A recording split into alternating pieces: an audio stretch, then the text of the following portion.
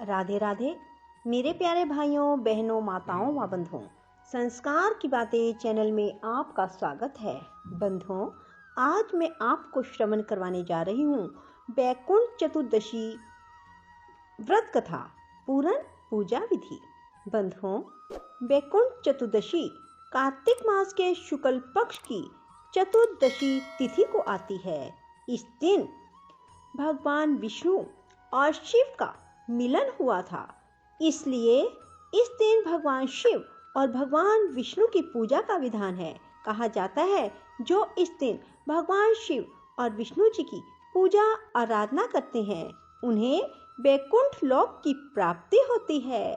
बंधुओं, वैकुंठ चतुर्दशी की रात को 12 बजे से सुबह 4 बजे तक भगवान शिव को बेलपत्र और भगवान विष्णु को तुलसी दल चढ़ाने के बाद बेलपत्र को विष्णु जी को चढ़ाया जाता है और तुलसी दल भगवान शिव को चढ़ाया जाता है। जो ऐसा करता है उस पर भगवान शिव और विष्णु जी की विशेष कृपा होती है। बंधुओं, एक बार की बात है, नारद जी पृथ्वी लोक से घूमकर वैकुंठ धाम पहुंचते हैं। भगवान विष्णु उन्हें आदर पूर्वक बिठाते हैं और प्रसन्न होकर उनके आने का कारण पूछते हैं। नारद जी कहते हैं, हे प्रभु, आपने अपना नाम कृपा निधान रखा है, इससे आपके जो प्रिय भक्त हैं वही तर पाते हैं, जो सामान्य नर नारी हैं वह वंचित रह जाते हैं। इसलिए आप मुझे ऐसा कोई सरल उपाय बताएं जिससे सामान्य भक्त भी आपकी भक्ति कर मुक्ति पा सके। यह सुनकर विष्णु जी बोले, हे नारद, मेरी बात सुनो। कार्तिक शुक्ल पक्ष की चतुर्दशी को जो नर नारी व्रत का पालन करेंगे और श्रद्धा भक्ति से मेरी पूजा अर्चना करेंगे उनके लिए स्वर्ग के द्वार साक्षात खुले होंगे।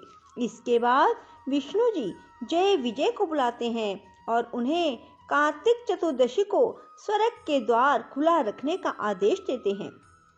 भगवान विष्णु कहते हैं, इस दिन जो भी भक्त मेरा थोड़ा सा भी नाम लेकर पूजन करेगा वह वैकुंठ धाम को प्राप्त करेगा। बंधुओं, वैकुंठ चतुर्दशी की एक और कथा है। पौराणिक कथा के अनुसार एक बार भगवान विष्णु देवादिदेव महादेव का पूजन करने के लिए काशी आए। वहां मणिकर्णिका घाट पर स्नान करके उन्होंने 1000 स्वर्ण कमल पुष्पों से भगवान विश्वनाथ के पूजन का संकल्प किया। अभिषेक के बाद जब वे पूजन करने लगे तो शिवजी ने उनकी भक्ति की परीक्षा के उद्देश्य से एक कमल पुष्प कम कर दिया। भगवान श्री हरि को पूजन की पूर्ति के लिए 1000 कमल पुष्प चढ़ाने थे। एक पुष्प की कमी देखकर उन्होंने सोचा, मेरी आंखें भी तो कमल के समान हैं, मुझे कमल नयन और पुंडरीकाक्ष कहा जाता है। यह विचार कर भगवान विष्णु अपनी कमल समान आंख चढ़ाने को तैयार हो गए। विष्णु जी की इस अगाध भक्ति से प्रसन्न होकर देवादिदेव महादेव प्रकट होकर बोले, हे विष्णु, तुम्हारे समान संसार में दूसरा कोई मेरा भक्त नहीं है। आज की यह कार्तिक शुक्ल चतुर्दशी अब वैकुंठ चतुर्दशी कहलाएगी और इस दिन जो कोई भी श्रद्धा पूर्वक आपका पूजन करेगा, व्रत करेगा, उसे वैकुंठ लोक की प्राप्ति होगी। भगवान शिव ने इसी वैकुंठ चतुर्दशी को करोड़ों सूर्यों की कांति के समान वाला सुदर्शन चक्र विष्णु जी को प्रदान किया। शिव जी और विष्णु जी कहते हैं कि इस दिन स्वर्ग के द्वार खुले रहेंगे।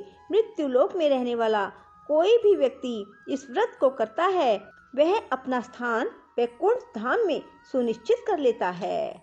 बंधुओं, एक और कथा वैकुंठ चतुर्दशी की प्रचलित है।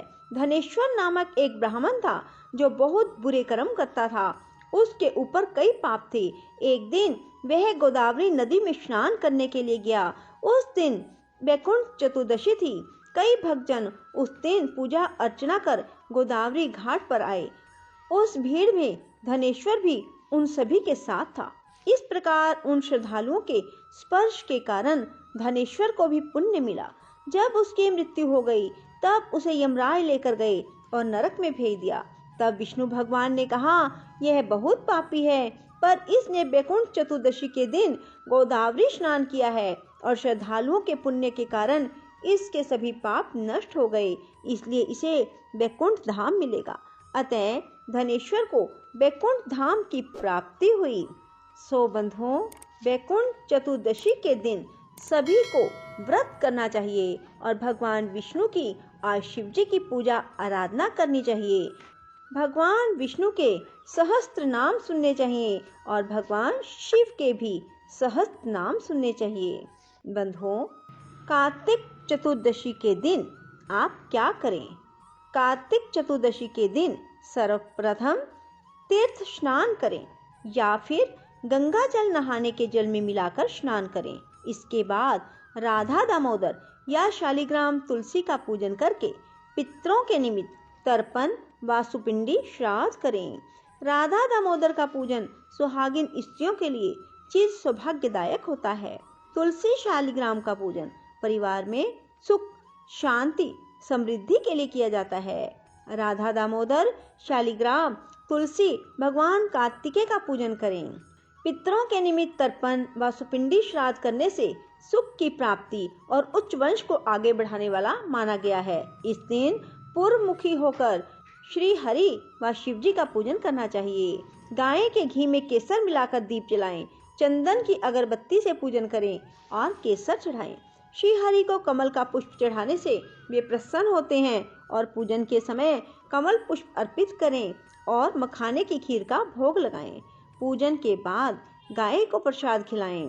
हर मनुष्य को इस दिन पितर तर्पण करके उनका आशीर्वाद प्राप्त करना चाहिए। बंधुओं, वैकुंठ चतुर्दशी के दिन 14 दीपक दान करने का बहुत महत्व है। कहा जाता है जो कोई भी इस दिन 14 दीपक दान करता है, भगवान की उन पर विशेष कृपा होती है। इस दिन व्रत कर तारों की छांव में सरोवर नदी के तट पर 14 दीपक जलाने की परंपरा है। बंधुओं, इस दिन बाल ना कटवाएं। इस दिन किसी की निंदा ना करें, मांसाहार का सेवन ना करें, किसी के दिल को ना दुखाएं। बंधुओं, यदि आपको हमारी वीडियो पसंद आए तो इसे लाइक करने के साथ साथ शेयर अवश्य करें और कमेंट बॉक्स में राधे राधे लिखना ना भूलें। धन्यवाद।